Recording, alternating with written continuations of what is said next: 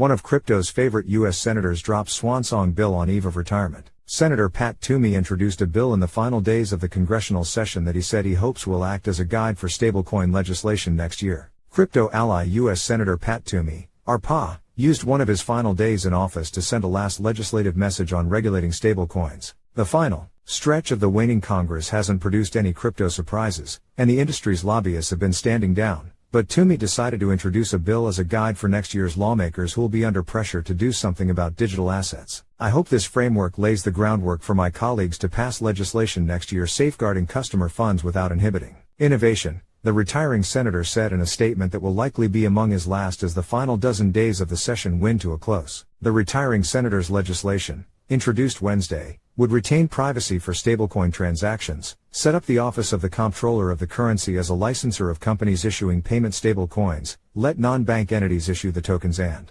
clarify that stablecoin issuers that don't offer interest wouldn't have to worry about securities laws. It would also require the digital tokens, designed to maintain a steady value by pegging to an asset such as the dollar, be fully backed by reserves, and it nods toward maintaining existing state-based supervision. But it's Toomey's second stablecoin bill this year. The first one didn't produce a lot of results. His new legislation is pointedly meant to keep the Federal Reserve away from this sector, avoiding what he termed a potential conflict of interest if the Fed is authorized to create a digital dollar in the future. The latest bill might have packed more of a punch if Toomey's fellow Republicans had seized the Senate majority in November's election. But his party remains in the minority, and Senator Tim Scott, RSC, is set to replace him as ranking member of the Senate Banking Committee.